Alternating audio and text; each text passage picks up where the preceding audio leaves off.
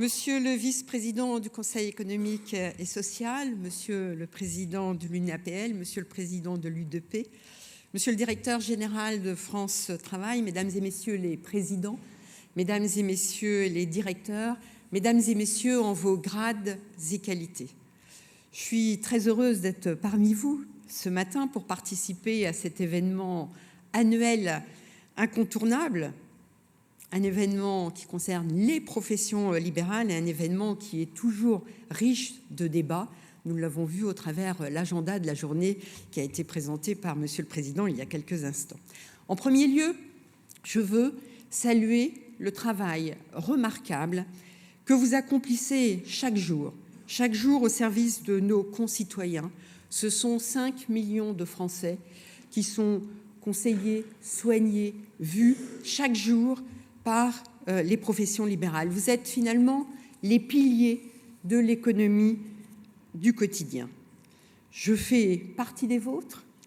Expert comptable, je connais bien les défis, mais aussi les opportunités qui caractérisent votre secteur, notre secteur. Nous sommes certes à un moment charnière où l'évolution des technologies, en particulier l'intelligence artificielle, en redéfinit les pratiques professionnelles.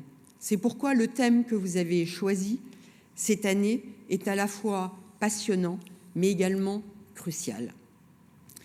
Qu'il s'agisse par exemple d'un notaire qui peut-être gagnera du temps dans la rédaction d'actes, d'un avocat qui utilisera des outils pour la recherche documentaire, ou d'un médecin qui simplifiera la rédaction de comptes rendus, l'intelligence artificielle est un levier pour concentrer votre énergie sur ce qui fait votre valeur ajoutée, notre valeur ajoutée.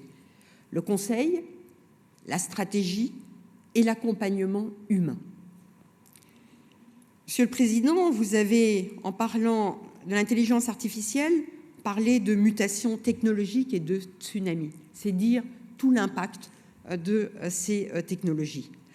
C'est aussi une opportunité de renforcer votre efficacité tout en préservant ce qui fait notre force, votre force, c'est-à-dire la relation de confiance, et j'attache beaucoup d'importance à ce mot, la relation de confiance que vous entretenez avec l'ensemble des citoyens, vos clients quelquefois. Le directeur général des entreprises aura l'occasion de vous parler plus en détail de l'action de l'État en matière d'intelligence artificielle et de ce que cela signifiera demain pour les professions libérales. Mais au-delà de ce sujet, je voudrais vous partager mes réflexions sur 3 idées qui me paraissent importantes, qui ont d'ailleurs été évoquées par le Président. La simplification tout d'abord. Vous l'avez peut-être vu, lu ou entendu, la simplification de la vie économique est un sujet prioritaire pour moi. Cela fait partie de ma feuille de route. Nous vivons, et c'est un constat que chacun fait, dans un environnement réglementaire trop complexe, où la multiplication des normes, des obligations administratives, des procédures peut freiner l'innovation et l'efficacité des entreprises, y compris celle des professions libérales. Vous avez d'ailleurs parlé, Monsieur le Président, d'un mot, et il faut oser le prononcer, et vous l'avez fait, et c'est très bien, de débureaucratisation. Oui, il faut nous engager dans un système de débureaucratisation. Le projet de loi de simplification de la vie économique qui sera prochainement débattu à l'Assemblée nationale, normalement début avril, propose de nombreuses mesures qui visent à alléger les démarches administratives et à offrir une plus grande souplesse dans l'exercice des activités professionnelles. Je sais que ce texte est très attendu. Le but est clair, rendre vos professions plus agiles, plus réactives et surtout plus accessibles. Prenons l'exemple de la dématérialisation des procédures administratives. Aujourd'hui, nous avons la possibilité de traiter une multitude de démarches en ligne, que ce soit pour l'immatriculation d'une entreprise, qui est un des premiers actes, ou pour la transmission de documents à l'administration fiscale. Ces simplifications permettent de gagner du temps précieux, de réduire les erreurs administratives également, et par conséquent de se concentrer davantage sur la création de valeur pour vos clients, qui est le cœur du métier.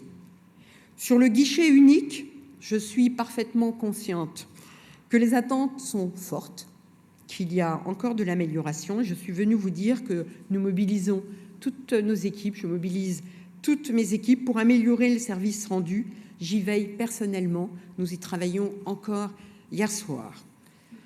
Mais la simplification ne se limite pas uniquement à la dématérialisation. Elle inclut également, il faut que nous en prenions acte, une révision des démarches, une révision des normes, une révision des obligations auxquelles nous sommes soumis, afin de rendre notre cadre légal plus lisible, plus compréhensible et plus cohérent. Ce projet de loi est une véritable opportunité pour vous, les professions libérales, pour simplifier votre quotidien et je suis à votre écoute si vous avez bien entendu des propositions. Un deuxième sujet qui a été évoqué en parlant notamment d'indépendance, qui concerne la financiarisation. Je vous écoute, je sais que les inquiétudes sont grandissantes à ce sujet. La financiarisation des professions libérales et réglementées comporte des risques, nous le savons. Des risques en matière de pression sur les prix, de perte d'autonomie, de modification de relations avec les clients et plus largement de dilution de l'intérêt général au profit de logiques purement financières. Nous voyons cette dynamique à l'œuvre dans le secteur de la santé, notamment. Nous avons eu un rapport du Sénat il y a quelques mois sur la biologie, l'imagerie, les officines de pharmacie, mais également les vétérinaires et demain peut-être l'ensemble des professions réglementées.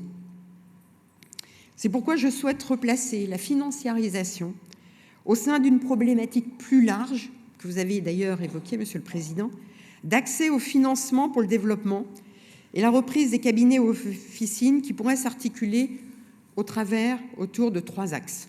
Le premier, ce serait l'identification et la mobilisation des leviers pertinents de régulation de la financiarisation avec mesure et pragmatisme.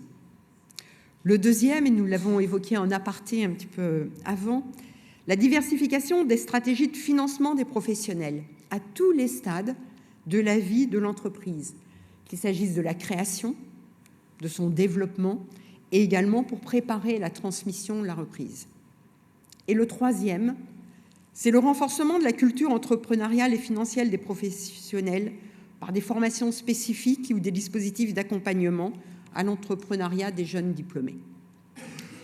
Et je compte sur vous et je sais que je peux compter sur vous, votre contribution sera précieuse. Puisque la Direction générale des entreprises lancera au printemps un cycle de concertation formelle des différents partenaires, avec une méthode similaire à celle qui a présidé à l'élaboration de l'ordonnance relative à l'exercice en société des professions libérales.